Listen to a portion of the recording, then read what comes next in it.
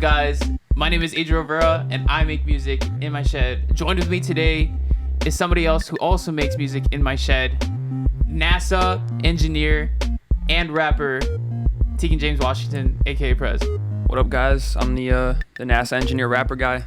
Today we're gonna be going over one of my, honestly, like, I really love the song. It's called "Losing My Mind," and it's a very indie retro type song. This is a song that was suggested by I forget her username, but on Instagram she goes by Melodalia. She's also an artist. Shout out to Melodalia.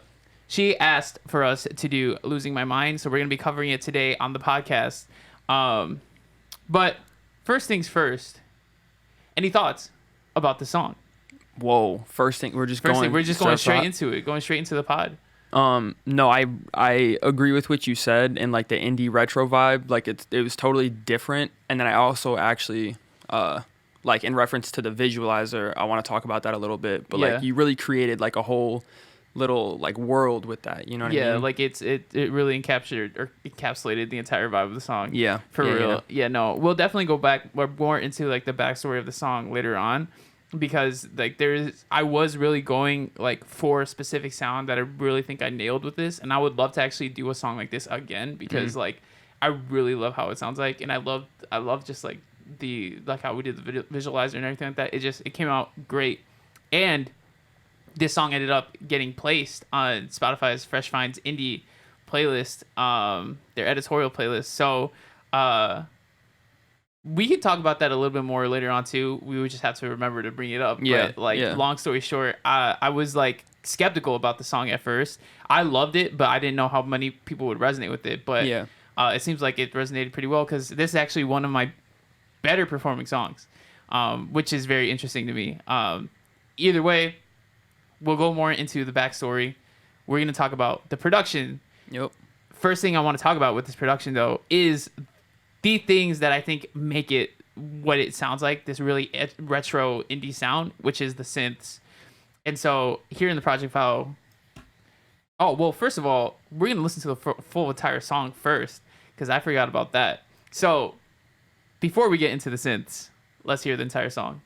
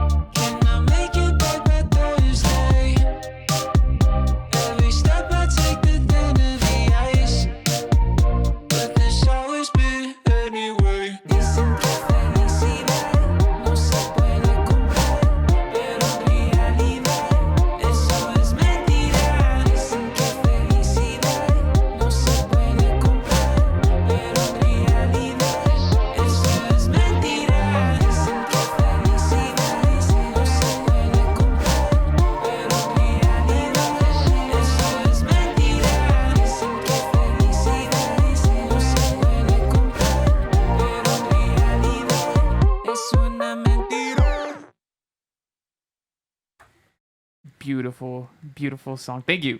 Bravo. Thank you. Bravo. Yeah, no, I love the song. It's like it feels so good. It's such a good feeling song. Um and dang, I thought of something as we were listening to the song. Oh yeah. This is one of like the only songs that I actually produced on this laptop that we're filming the podcast on. So it was really easy to pull up this project file because it's literally like right there.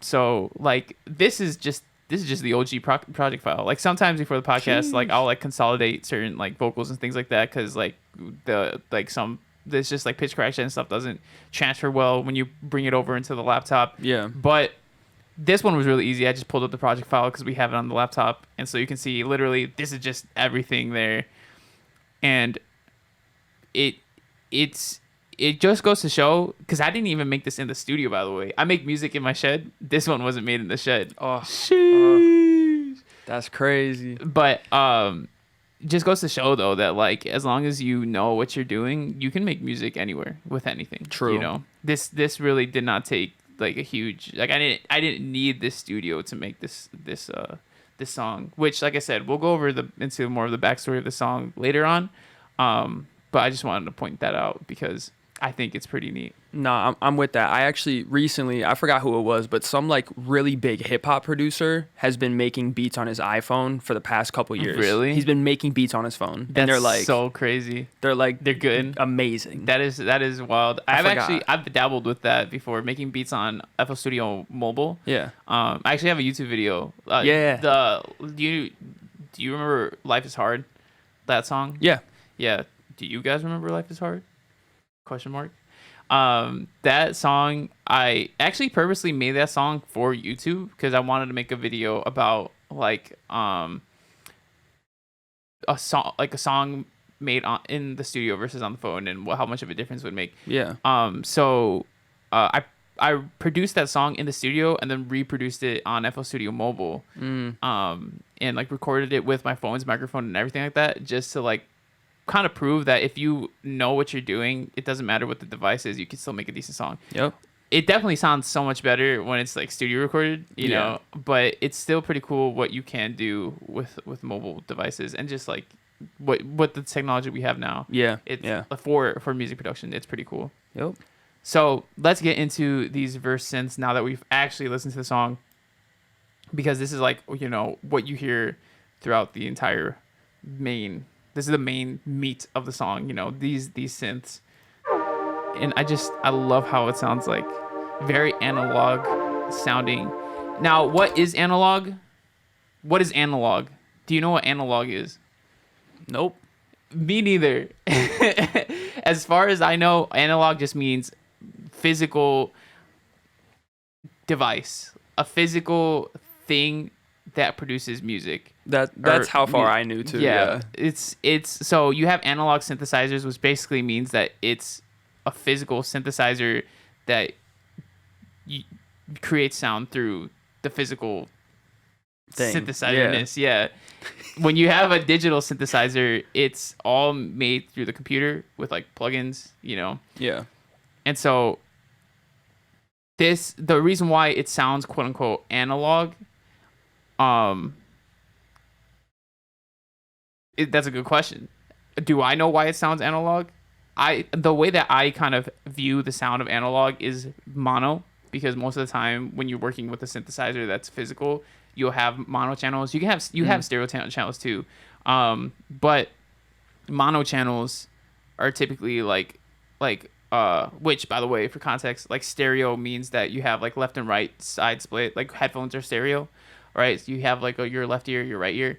But mono means that you only have one channel, right? So it sounds like it's, instead of it sounding like it's spread out, it's like right dead center in the middle.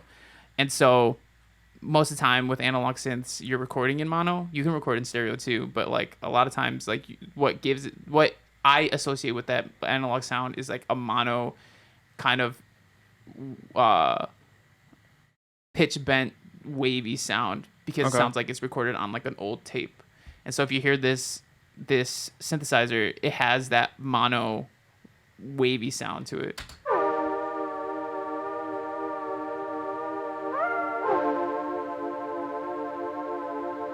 I see what you're saying. Yeah, I see that. and I love how it sounds. Like I think it sounds so nice. So it gives it's like a very nostalgic feeling. Yeah. You yeah. know. One thing I want to point out with this synth too is that there's a few notes in here that like I was kind of sad because I feel like you can't necessarily hear that well in the final mix. And I just want to point them out because I have the opportunity to now. So if you hear this, you have those, right? And so like that isn't super apparent in the final mix and master just because of all the other elements that are going on. But Yeah. I loved that little, and I couldn't really showcase it as much as I wanted to. So for context, there's something there. On top of the synths that we have in the verse, there's also this guitar going on, and this really adds to that atmospheric, like nostalgic sound because it's very wide. You'll hear it. Just listen to this.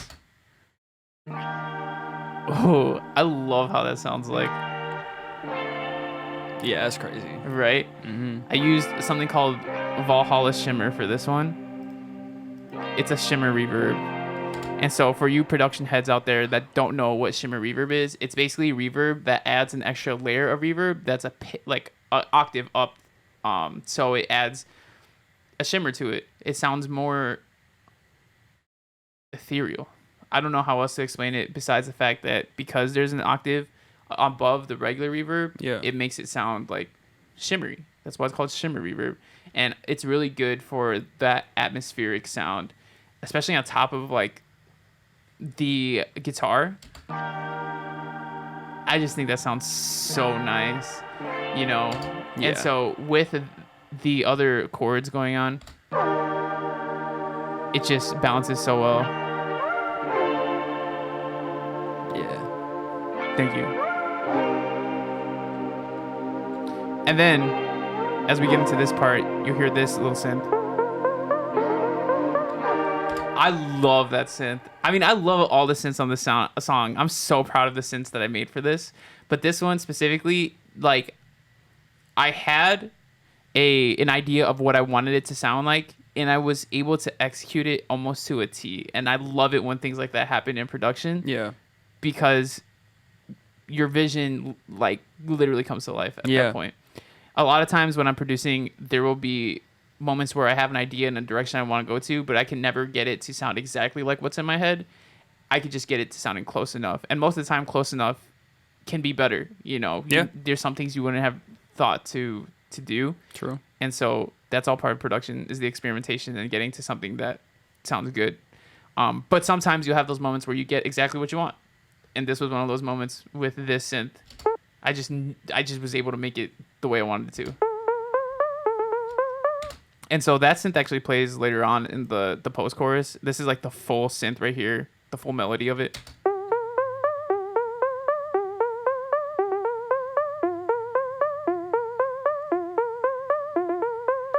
And I'll play it with the post-chorus later when we get to that part. Yeah. But I just took parts of the post-chorus in regards of the synth and put it into the first verse. And I think just putting it into certain pockets sounded really nice. You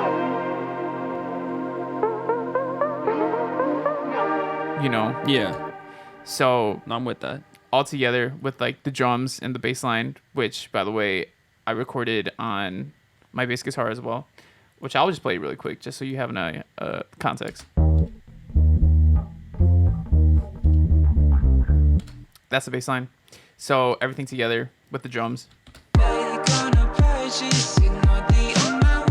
Let's mute actually these vocals.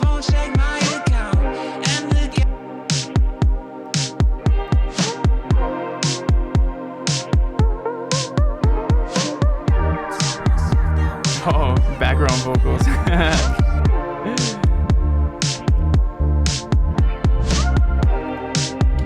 But yeah, and you can see like when it's kind of good. No, it is good. It's cool. Good. It's cool. It's cool to see that or to showcase like the vocal production as well, because the other episodes we've had just the consolidated vocals. Yeah. Since I can actually show like the different layers, you can really see that when it comes to my vocal production, I'm actually really like I'm layering a lot.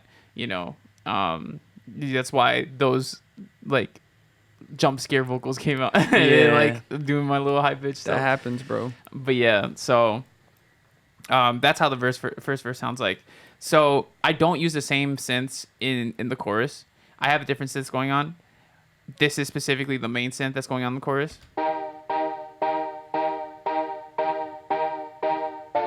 And one thing I want to mention, this is actually the first, when it came to the song, the first synth that I made for the song. So the chorus was the part that came first and all the other parts came afterwards.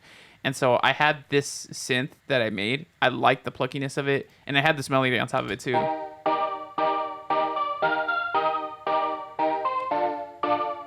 Really going for that retro vibe, And one thing that I was kind of skeptical about is just the chords themselves. Because I felt like they sounded a little almost cheesy because of how they resolved at the end. I love that chord right there. But then when you get over to this part, let me skip ahead a little bit.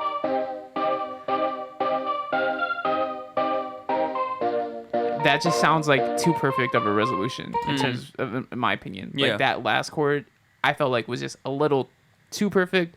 Yeah. But I kind of pushed through because I was like, something just told me, go with it. Like, it's weird. I didn't love how it sounded like, but I couldn't think of anything else that could be better than it. Not saying that I think it's bad, but I was skeptical about it. And like I told you too earlier, this song was a whole song I was skeptical about in the first place of people enjoying. I enjoy it. I love it. But in terms of the market, who's going to want to listen? Yeah. It sucks that like influences us sometimes. Yeah. But like sometimes it does. It does. As an artist, like sometimes like you do want people to listen to your song. Exactly. Like you want to love it, of course, but you also want other people to love it. Exactly, right. And so sometimes you have to dial back some of the weirdness. And you have to get feedback as well. Yep. Because some things that you might think are cool, some people might think are just ridiculous. Yep. And vice versa. Like, right. you think this song's kind of weird, and then all of a sudden, like, people start liking it, and you're like, oh, okay, so, like, it's weird, but people like weird. That's exactly. Cool. Right, yeah. So, to continue on from these synths, that is basically the main synths. Those are the main synths of the chorus. On top of that, you have the bass line. So, but regardless of that, or besides that, that's the entire chorus. Bass line, those synths, and then the drums. So, I have two questions. Go ahead. So, one is, are you normally creating the chorus first, like when it comes to the instrumentation? Like, what do you normally create the chorus first, like build out that big moment, and then kind of dial everything back based on that? I think that's a good question. I think it just whatever happens naturally is what I go with. Okay. Thinking about it now, is it usually the chorus that starts off? Probably.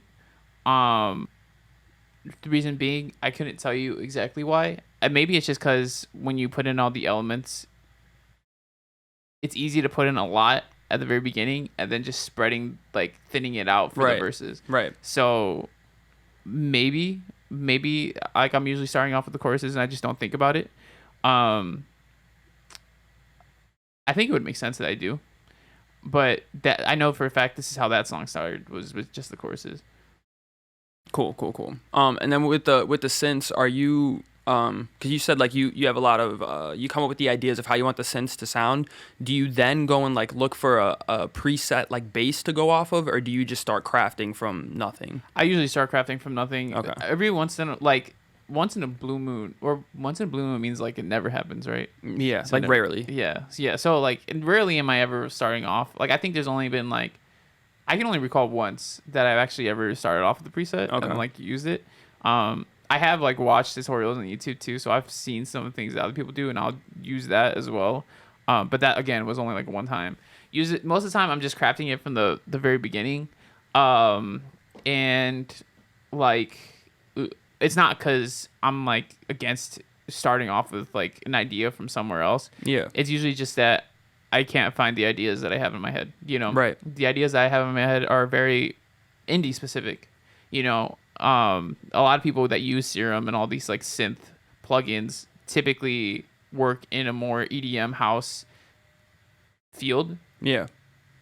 At least I would assume. I can't say it for everybody. I don't know the demographic of it. I'm just assuming that most people that use synths are EDM world, because when I search up tutorials for these synths, they're usually making that music.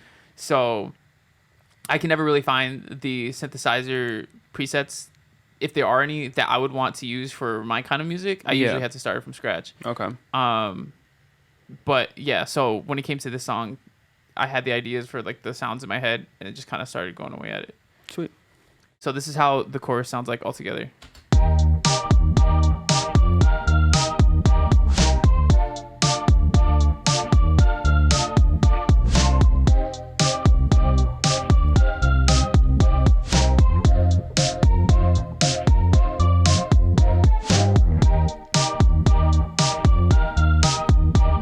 And yeah, like the bass line goes really well with the groove of the song. I feel like when it comes to songs and producing songs, the bass line is very important to get that groove. Yep. If you have a very groovy bass line, it's going to make the song feel groovy. If I were to just have gone whole notes the entire time, just one straight note for the bass line, it definitely wouldn't have this happy-go-lucky feeling. Yeah.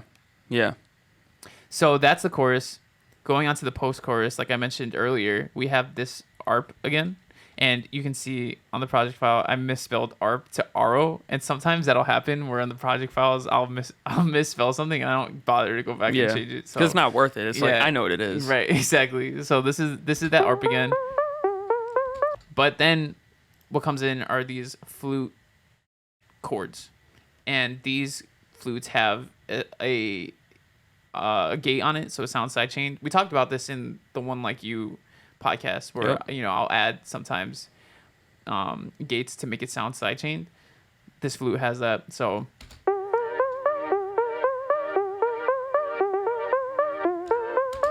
and that's in the background to kind of fill out the space, because when I first made this entire post chorus with these chords and everything, I felt like it was pretty empty in terms of the sound. So I wanted to add in a little more, which was that synth. Yeah. Or the flutes. And I think it fills out the space really well. Let me just make sure that these vocals are muted so that you can get a good understanding of how the instrumental sounds. So this was without those flutes. And we have the guitar in the background as well too, so brought it back.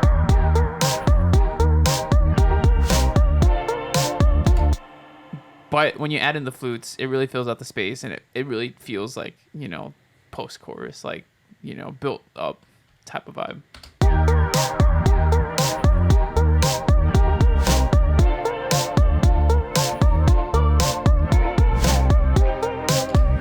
I'm going to be honest with you. I thought it was going to sound more filled when I sold it out. But I think you get the idea. Yeah, no, I mean, I agree with you. I think, I do think that it sounds better that way for sure. Thank you. Yeah. And obviously when you bring in the vocals as well.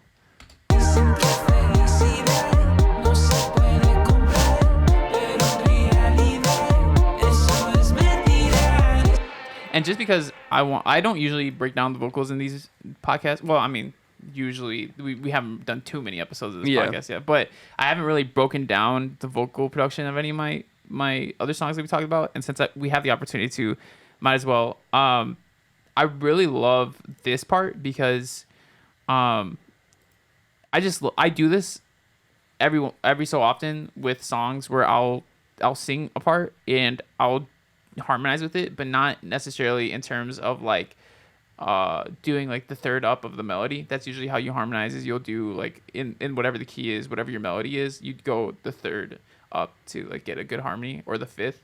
But I like harmonizing with the chords. So rather than harmonizing the melody, you harmonize with the chords of the song while singing the melody, but you just keep those notes. And so underneath the main melody that I have going on, that's what we got going on with the harmonies. So let me try to find them really quick though, because I don't know which ones are which. So this is the main melody. And then so this has to be the harmonizing. Yeah. no se puede comprar, pero en realidad eso es mentira. Dicen que felicidad no se puede comprar, pero en realidad. Yeah, so you hear that. That's cool. Thank you. And so with the main vocal, and also I'm just gonna point out really quick. I think I mentioned this already before in the So Close podcast. I'm not fluent in Spanish. I'm getting better. I'm actually significantly better now than I was back then, which I'm happy about. This was like 2 years ago, almost 2 years ago. So, but yeah. So before anybody else says it, I'm gonna point it out that I know I pronounce realidad differently. Like I say reality, or but not that accentuated, but it's like that's like the translation realidad is like reality or actually, right? And so being an English speaker, your first instinct is to say realidad, instead of real. Yeah. So pointing that out because if anybody's gonna point it out, it's gonna be me. Yeah. I'll be the first one to. So Hey, bro, props to you, man. Thank you. But yeah, so that's what we got going on here, and I just love how it sounds. Like like I said, I do this pretty often for other songs, but this song specifically, I feel like it really stood out.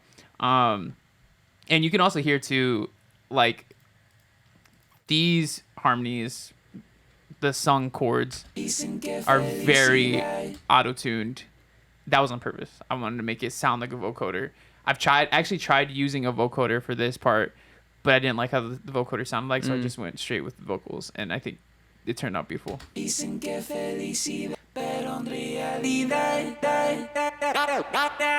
And that part, I love that part. Cool. Thank you. So cool. So I was pretty happy with this part. Like that's like, it was just a perfect way to transition into the verse, the second verse. And when I did it, this is another one of those things where like I had the idea in my head and I think I executed it pretty well. That whole kind of disc scratch sound. Yeah. I didn't know how to do that when I first did it, right? Like I was like, that would be really cool. I don't know how I'm gonna do it. Yeah. But I just thought really hard about it. Like, what are the yeah, exactly. And here, I'll make this into a little tip because why not? Since we're on the topic, tip for you music producers: if you're trying to figure out how to recreate a sound, think about the physicality of it.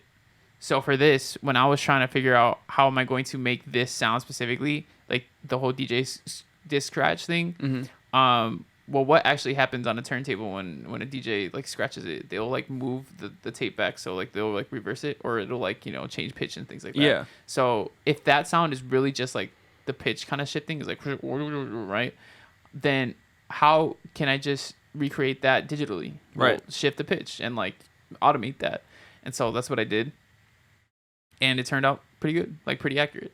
So if you're trying to figure out how to recreate a sound, think about how it works in real life and how you can recreate that in your software. So besides that, the rest of the verses aren't much different in terms of production, right? It's just taking certain elements and adding them in or removing them, but they're all the same elements at this point.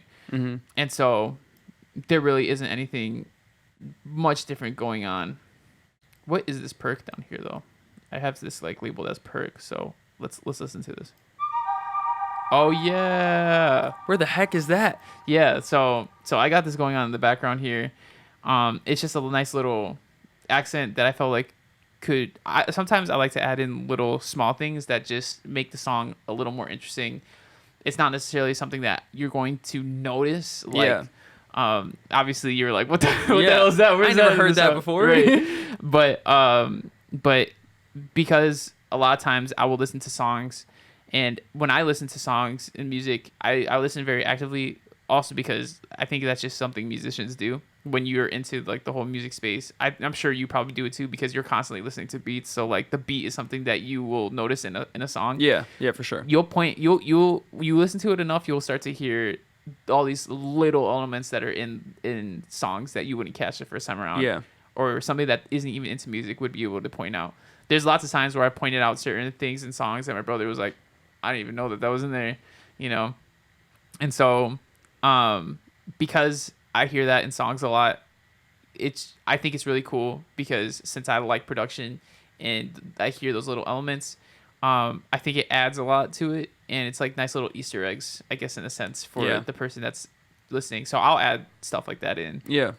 Where I think it fits, not just randomly thrown in, but where I think it fits. And so in this instance, let me mute the vocals so you can hear exactly what is going on.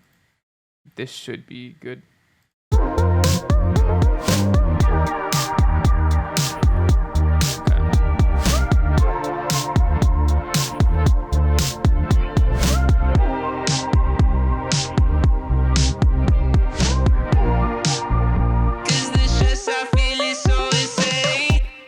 The stress I feel is so insane.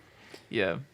So that's in there. That's cool. Thank you. Like, yeah, like now that you hear it, you're like, yeah, it definitely adds to it. Yeah, for sure. Yeah, and that's only in the second verse. Well, it's also in the final chorus right here, but it's not in the first verse because, again, it's a little small detail. It adds to it, and it's just something extra to throw in. Especially when it's a different part of the song, like the second verse, it's a nice little thing to toss in there. Right, make it sound a little different than everything else. Exactly. So that is the entirety of the production of Losing My Mind. Not much else. This is it, and I love it. I love how it sounds. I think it sounds beautiful. Agreed. Thank you. And so before we start talking a little bit of the backstory of the song, I wanted to mention to you guys that I release a song every month on the 25th, which I feel like at this point, I've been doing it for 3 years. A lot of people, should know this at this point. I wouldn't say should. I'm not going to pretend like, I'm the center of the world, but I think a lot of people do know this at this point, that I release a song every month on the 25th. But what people don't know, some people don't know, is that I give early access to these songs every month before they come out for free. If you're signed up to my contact list, you get free early access to the song before anybody else hears it a few days in advance. And so if you want free early access, feel free to check the show notes down below and click the link and sign up. And you'll get free early access to all of my latest releases, as well as exclusive content here and there. I like to talk a little bit more about these podcasts as well. I send out, emails about this podcast on my list, talking about things that I don't really talk about in the podcast itself. There's some extra stuff that you will hear about these songs through that contact list as well. So feel free to join.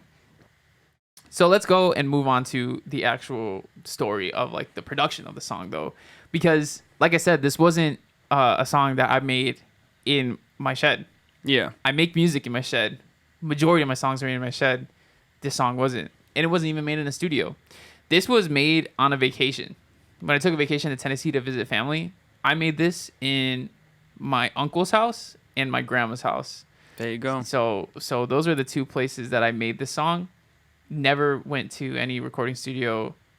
Wasn't even in a treated room or anything like that either. Like I have acoustic foam in here, so my vocals come out nicely recorded. My uncle's house is literally all hardwood floor. No acoustic treatment whatsoever. But I still got a really good recording and like a really good song. I mean, I love how it came out. I didn't realize that you like had recorded and everything there too. Yeah, everything. You made the whole thing there. The whole song was created and exported while I was there. Oh dang! You didn't even like. I didn't even come back here to mix or master or anything like that. This was all done. Yeah. This was, and granted, I will say I did bring my headphones. I did bring my speakers because since I'm staying with family, it's not it's a little bit of, it's a hassle to move this stuff, but because they were allowing me to stay with them, allowing me, they love it when I stay with them. It's family. They want us to come over. So, but since I was staying with them, they didn't care if I brought my equipment. Like they know that I make music and that I have to work, so they're like, yeah, just bring your stuff. So I set up my things, and it was a little hassle. It was a hassle to bring it into my uncle's house, then take it down, bring it to my grandma's, and take it down. Yeah. But But it helped having it because then I could mix and master the way that I wanted to. Right. But it wasn't like I was in a treated like room or like in a nice studio recorded space. Like everything was just off my laptop. I brought my guitar, I brought my bass so that I could record that because I came to Tennessee to visit family, but also like with the intent like I need to make a song still. Yeah. So I'm gonna bring my stuff. Yeah. And you did it. And I did it. Yeah. And like you really don't need like a nice fancy space to make good music. It's true. Especially at this point now. I think the music technology has advanced so much since like years ago. From before we were born, a lot of people had to go to studios to record the spaces. You needed to know the professionals to get it recorded professionally. But now it's like everybody can do it in their house and their home, you know. So it's true. Yep, it's true. So with the overall production of the song, well, actually, I want to ask: when you listen to this song, does it bring you back there, or has it been too long that it's kind of like faded? No, it does. I think a lot of times songs that it's typically more with songs that are from other artists that I listen to, where it'll bring me back to a certain time and place. Yeah, I'll associate memories with that. With my songs, it's not as much because it's more of like my work. You know, I the only memories I have associated with it is being in the studio. You know what I'm saying? So, but this one, honestly, it does kind of bring me back. When I listen to it, it reminds me of the summer because I made this during the summer. It reminds me of like just like the fresh air. You know, if that not to be cheesy. Good vibes, bro. But it reminds me of good vibes, and I really do love just everything about it. Everything about the song. I keep saying that, but I really do. I mean, I love all my songs, but this one really, I felt like was just so unique in what I've done. So I was gonna say, actually, I remember showing you the song and telling you, I don't know if you remember this, but I remember telling you this is different. This was a different one, and you listen to it and you're like, yep, it's pretty different. A different one. Yeah. No, I don't remember that, but it's definitely a different one. Like you can tell that when you listen to it. Yeah, for sure. Is there something specific that made you want to go for this different sound? This you were explaining it as like a retro indie type of sound. Like what made you specifically like want to go down that route? Yeah, so there's this artist that I was listening to during this specific time called Katsuoso, right? Katsuoso. I don't know exactly how he would want it to be pronounced, but he makes Spanish like music. I mean English and Spanish, and it's all very retro indie. And I was listening to a lot of that. As well as some other like just indie music. There's this song that I was listening to called Undertow by Maddie J, I'm pretty sure. And that was also very cute of a indie song. It's very cute. And that's actually I guess that's kind of the vibe I was going for. It was like cute. It's like, you know, it's like a nice. I think you did it, man. Thank you. And yeah, so Katsuoso was an artist that I was listening to at the time that had like this really cool retro indie sound that I really liked and enjoyed. And I still really like and enjoy, and I want to make more of, but I just couldn't. I can't. Oh, I haven't hit that mark yet. Again, I feel like with No Quiero Sentirme Así, I got really close with it. Like it has some pretty good like retro indie sound to it. Yeah. But that one's still a little more upbeat, poppy. This one's very retro indie. Yeah. But yeah, so at the time I was listening to him, he had a song called "Kiss You Better." And that one it's very like, you know, retro indie sounding. And just, it was that moment in time that I was just really vibing with that kind of like, you know, music. I loved it. And so it inspired me to do something similar. And this is what came of it. And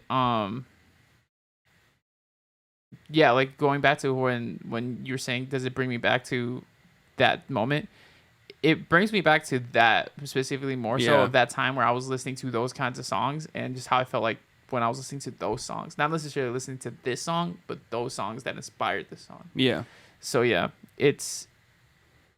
that's where it came from. And so like I said, didn't make the song at home, made it on vacation. And how I said before, I was skeptical of how people would receive this because it was different. It was a weirder one in terms of like what I usually do, Usually do quote unquote. I feel like I always do something different every song, but I definitely think that it was a little out there in the quirkiness. It was definitely a quirky song, Yeah. you know. I remember I showed my dad, and my dad thought it was like interesting. I wouldn't say he thought it was cool. I'm sure he just probably just thought it was like interesting. Not that he was like hating on it or anything like that. But like I can tell when my dad really vibes with the song. I can tell when my dad's like, I'm not feeling this one, but Yeah. you know, I still love you, kind of vibe. Yeah, you know? yeah. And so, you know, and so like I knew this one necessarily wasn't gonna be one that resonated with like my dad or like I don't know. I wouldn't say I knew you wouldn't resonate with it. I don't know if you do or not. I never asked you that question. Do you resonate with the song? Do you like it? Or is this more of a like not on my playlist kind of vibe? I'm more of a it's interesting. Yeah, Yeah. right, exactly. Yeah. So, you know, I knew not everybody was going to feel that way about the song. Yeah. And so when it came to releasing it, I just trusted my gut that if I like the song, somebody else is going to like it. And that's usually how I go about making music, is that if I like the song, there's bound to be somebody else that likes it. Yeah. You know, so I try not to get too caught up in like, oh, like what is the masses going to think about this, you know?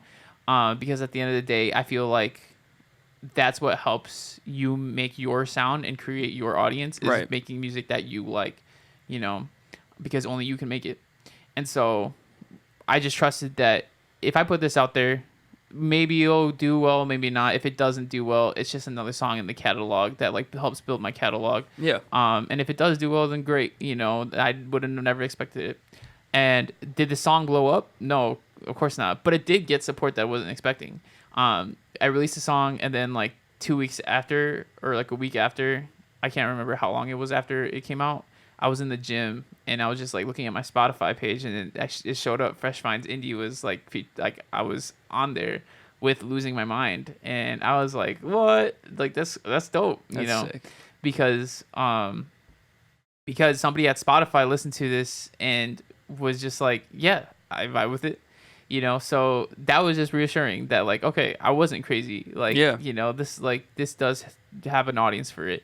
And since then, I mean, it got a few like, and for people, artists that are listening to this that like are interested in knowing a little bit more about the Spotify editorial like kind of ecosystem, things like that. If you're wondering, do Spotify editorial playlists give you a lot of streams? I will say it varies. I think it depends on your status as an artist. And don't take my word for it, because I don't work at Spotify. I don't know Yeah. everything about Yeah. it. But I think your status as an artist does depend on it, because if you have more of a buzz around your name, you will get a higher slot in terms of priority for a certain playlist, and they'll be on there either longer or exposed to more people, because they are personalized editorial playlists and regular editorials. And so personalized editorials use more of an algorithm base to, it's still an editorial placement where Spotify chooses the songs that get on there, but there's an algorithm that will kind of rank the songs. So not everybody that's following the playlist hears it. Only the people that probably resonate with the most will. Yeah. But you can get higher slots in those kinds of playlists, so more people will listen to it. And I've seen firsthand how many streams you can get from that, from my experience, but also seeing like friends' experiences as well with their placements. Where am I going with this? Basically, did this give me a lot of streams? Did getting placed on Fresh Finds Indie with this song get me a lot of streams? It depends on what you think a lot of streams is, but for me, 5,000, 6,000 streams from that playlist, not a crazy amount, but still really happy about it. You know, Yeah. that's extra streams that I wouldn't have gotten. Right. But no, it did not blow the song up. But it did get, you know, a good start and a good little help of attention, because after that, I noticed more people. There was somebody put this song on a playlist called like weird indie music for a weird girl or something like that. There you go. You know, and I thought that was funny, because it's like, it is weird. It is a weird song, but Yeah. I'm glad that people acknowledge that and love it because of that. Yep. But yeah, so I like seeing how passionate you are about this song. Yeah. Like on this podcast, you could really tell that this was one that you are really proud of. Oh, for sure. Yeah, this is because I feel like I executed it the way I wanted it to execute it. Yeah. I really am proud of the song, and I'll still go back and listen to it.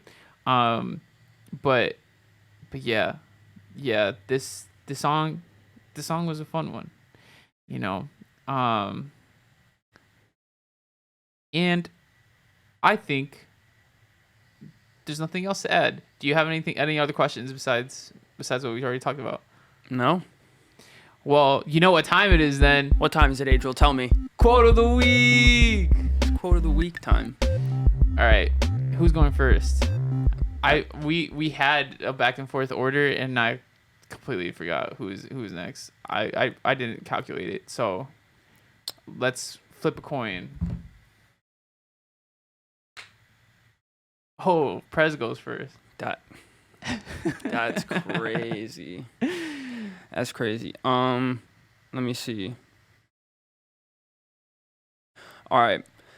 My quote for this week comes from the Kid Leroy on this song, This My Life by Lyrical Lemonade, the Kid Leroy, Lil Tecca, and Lil Skies.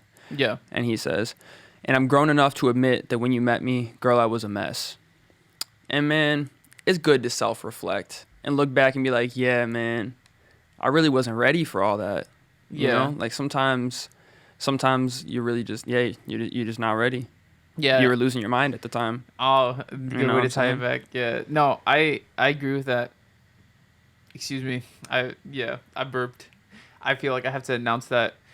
Adriel just burped on the podcast, guys. Just letting you know. I actually did it a couple times, but I didn't mention the other times. Dude, what the heck, man? Unbelievable. But I definitely agree with that.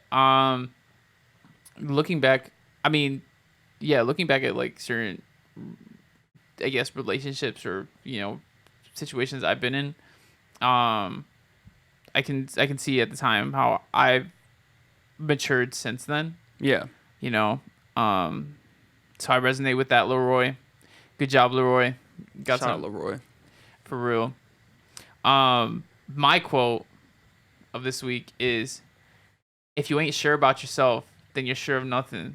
This is from Pres on his song Chessin. Sheesh. I know that one. I actually really love Chessin. Chessin's like a really good song. You've been dropping a lot of good music this year. I mean, like ever since you started your monthly releases. Thank you. It's been bangers after bangers, and that lyric itself, I think, is one of my favorites, if not the favorite of that song, because it's just so true. If you're not sure of yourself, then you're sure of nothing.